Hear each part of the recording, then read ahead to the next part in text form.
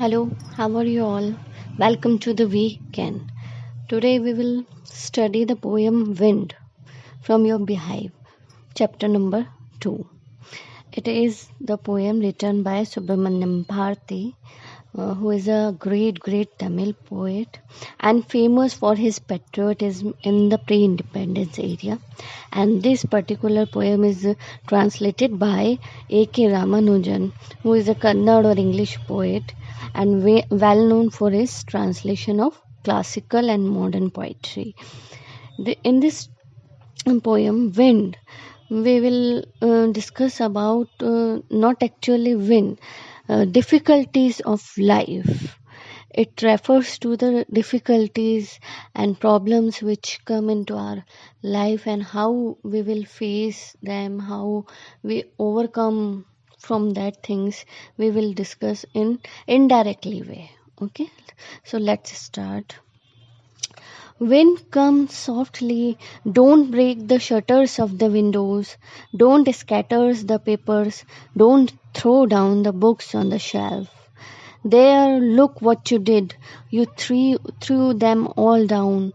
You tore the pages of the books. You brought rain again. You are very clever at poking fun at weaklings, frail crumblings. Houses, crumbling doors, crumbling rafters, crumbling wood, crumbling bodies, crumbling lives, and crumbling hearts. The wind god winnows and crushes them all. First of all first two lines में direct इंट्रोडक्ट किया है किसको, wind को. Wind कम softly means हवा तुम धीरे धीरे चल के आया करो, इतनी तेजी से मत आया करो बहकर. Don't break the shutters of the windows, ये जो खिड़कियों के दरवाजे हैं इनको मत तोड़ा करो. तुम्हारे तेज तेज आने से, बहुत तेज बहने से ये टूट जाते हैं, तो धीरे धीरे आया करो, इनको मत तोड़ा करो. डोंट स्कैटर द पेपर्स, जो पेपर्स हैं उनको हवा में ऐसे मत उड़ाया करो, तुम्हारे आने से ये फैल जाते हैं चारों तरफ. स्कैटर मीन्स फैल जाना. तो ये जो पेपर हैं तुम इतनी ज़ोर से बह कर आती हो, सब फैल जाते हैं इधर उधर. Don't throw down the books on the shelf, जो शेल्फ पे बुक्स रखी हैं तुम्हारे ज़ोर ज़ोर से बह के आने से वो भी गिर जाती हैं. तो ये मतलब मना कर रहा है हवा को कि खिड़की दरवाजे मत तोड़ो, मेरे पेपर्स मत फैलाओ, मेरी बुक्स को मत गिराओ शेल्फ पे से. There look what you did, you threw them all down, देखो तुमने क्या किया, तुम इतनी ज़ोर से बह कर आई कि तुमने सब चीज़ों को नीचे गिरा दिया. You tore the pages of the books, तुम्हारी वजह से जो किताबें थी, जो बुक्स थी, उनके पेपर भी फट गए हैं, तुमने उनको फाड़ दिया है. इतनी तेज थी तुम, इतने मतलब प्रेशर से बहकर आई तुम. यू ब्रॉट रेन अगेन, और अपने साथ साथ तुम बारिश को भी ले आई, खुद तो आई और बारिश को भी ले आई. You are very clever at poking fun and weaklings.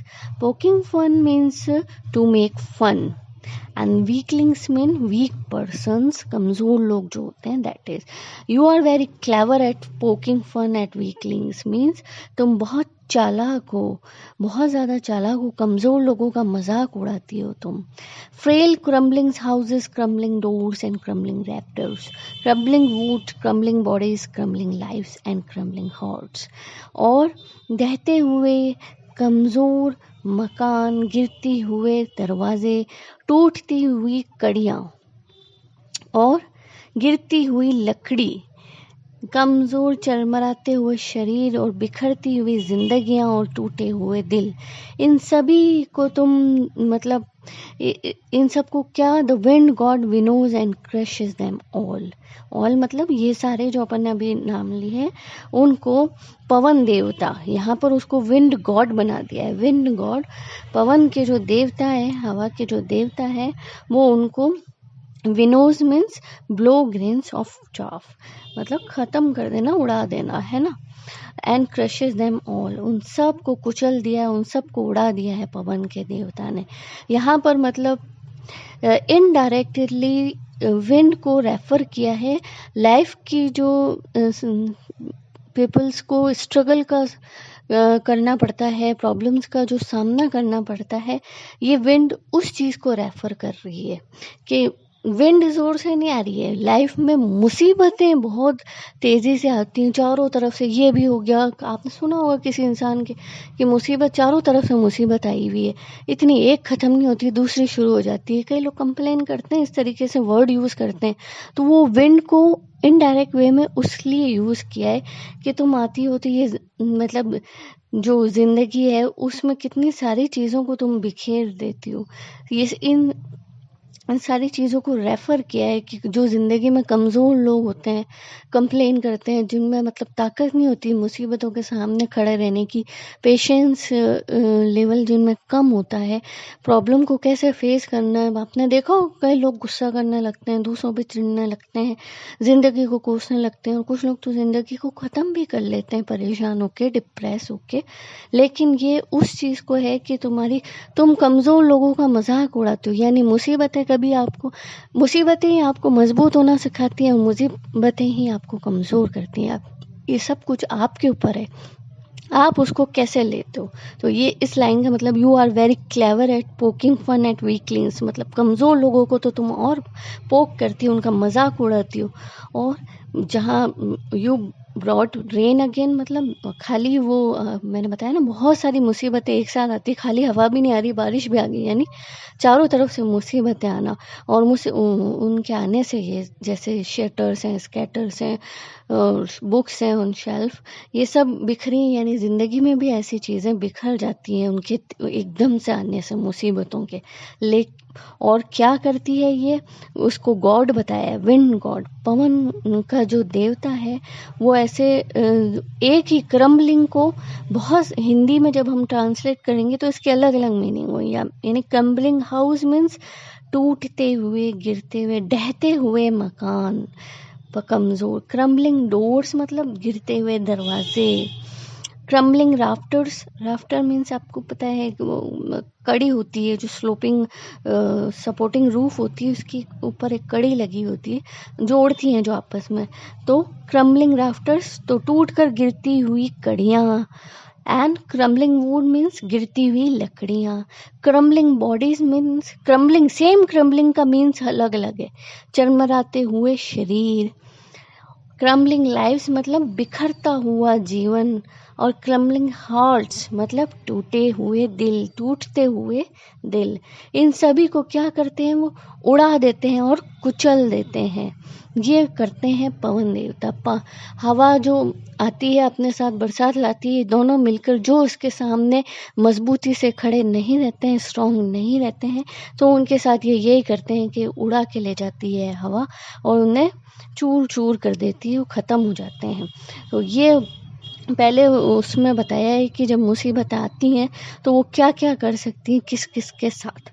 And in the second paragraph, he won't do what you tell him, so come let's build strong homes, let's join the doors firmly, practice to form the body, make the heart steadfast, do this and the wind will be friend with us. The wind blows out weak fires. He makes strong fires roar and flourish. His friendship is good. We praise him every day. Second paragraph में बताया है कि how to overcome, how to face the things. यहाँ पर wind को face करने का बताया, लेकिन इनडायरेक्ट वे में लाइफ की प्रॉब्लम्स को हमें कैसे फेस करना है, हमें डिप्रेस नहीं होना है, उनका सामना कैसे करना है। ये जो हम कहते हैं कि जैसे एज के साथ हमारे में मैच्योरिटी आती रहती है, सेम प्रॉब्लम को हम हर उम्र में अलग अलग तरीके से देखते हैं और सॉल्व करते हैं। ये चीज़ को बताया है कि he won't do what you tell him, वो नहीं करेगी जो तुम कहोगे। कौन? हवा। लेकिन इनडायरेक्ट वे में ज़िंदगी में हम जो चाहते हैं क्या वही होता रहता है, हम जो कहते हैं वो होता है? नहीं होता है ना। जीवन हमें नई नई चीज़ें रोज़ दिखाता है और फिर हमें उसे सामना करना पड़ता है।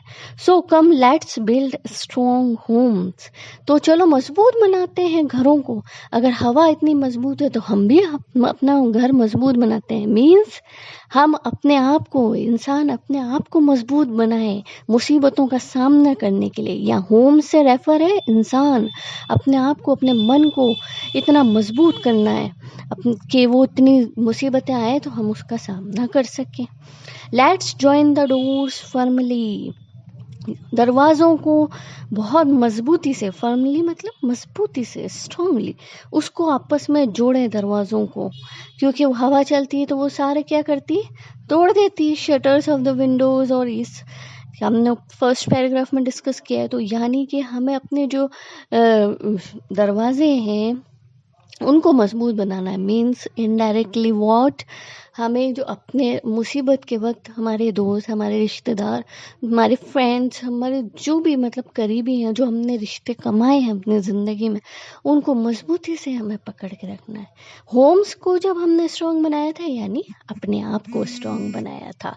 और जब हम डोर्स को फर्मली ज्वाइन कर रहे हैं, मीन्स हम अपने दोस्तों को, अपने रिश्ते जो हमारे सपोर्टर्स हैं, हमारे पॉजिटिव आसपास के वो माहौल को क्रिएट करने वाले हैं, जो हमें पॉजिटिव वाइब्स देते हैं, उनको मजबूती से उस मुसीबत के वक्त में पकड़ना है ना। Practice to form the body, यानी अपने बॉडी को तैयार करना है, प्रैक्टिस करनी है, यानी अपने आप को तैयार रखना है कि जीवन ऐसे कोई सरल चलने वाली सीधी रेखा या एक सिंपल स्ट्रेट लाइन नहीं है, इसमें ये सब होता है।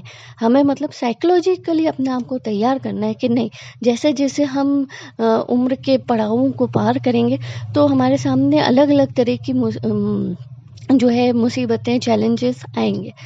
जैसे कि आपने देखा है कोई छोटी उम्र का बच्चा है तो उसके लिए नंबर ज़्यादा लाना, क्लास में ये मुझसे आगे है, परसेंटेज ये इसका ज़्यादा है, या उसके पास ज़्यादा अच्छे टॉयज़ है, तो ये उनके लिए बहुत बड़ी मुसीबत है। अपने लिए ये कोई बड़ा वो नहीं है जो एज में ज़्यादा है, लेकिन उनके लिए तो यही बहुत ज़िंदगी का बहुत बड़ा वो है प्रॉब्लम। अब जो जैसे जैसे बड़े होते जाते हैं तो उनका क्राइटेरिया चेंज होता जाता है। तो अपने आप को अपनी खुद को तैयार करना है कि नहीं, लाइफ में जब प्रॉब्लम्स आएंगी, स्ट्रगल्स आएंगी, तो हम उन्हें कैसे फेस करेंगे।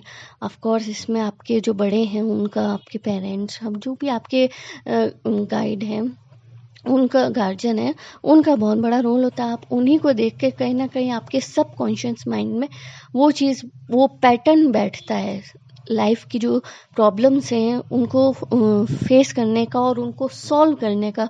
वो जो पैटर्न है कहीं ना कहीं सबकॉन्शियस माइंड में हमारे को ट्रांसफ़र होता है अपने बड़ों से, ठीक है।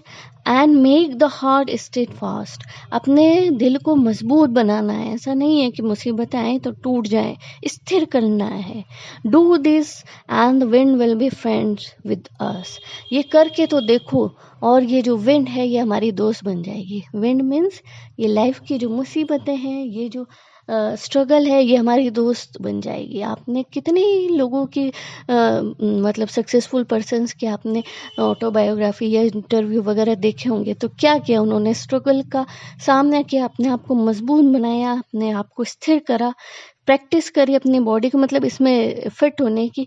तो ये स्ट्रगल ने, यानी उन्होंने उसको अपना फ्रेंड बना लिया, और फिर क्या हुआ, वो एंड में in the and they become successful.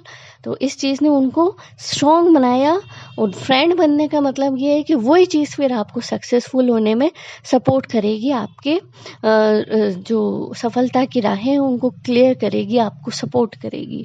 And the wind blows out weak fires, he makes strong fires roar and flourish, यानी कि ये जो विंड है ये कमज़ोर आग होती है, जो छोटी सी आग होती है, छोटी सी कहीं जल रही हो और हवा बहुत तेज़ चले तो वो बुझ जाती है ना। एग्जाम्पल दिया है, इनडायरेक्ट बता रही हूँ ना, सारे इशारों में उसको समझाया है।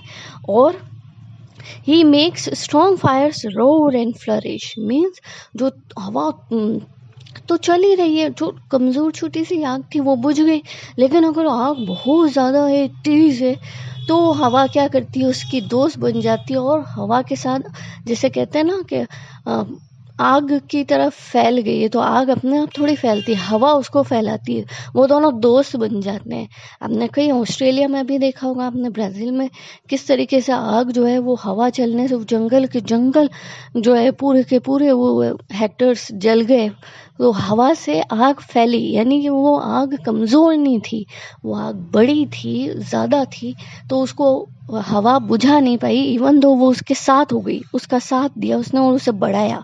तो ये इसका क्या मतलब हुआ इनडायरेक्ट वे में, कि जो लोग ज़िंदगी में कमज़ोर होते हैं तो उनको मुसीबतों अगर उन सबके ऊपर आती है, उनके ऊपर आती है, तो वो टूट जाते हैं।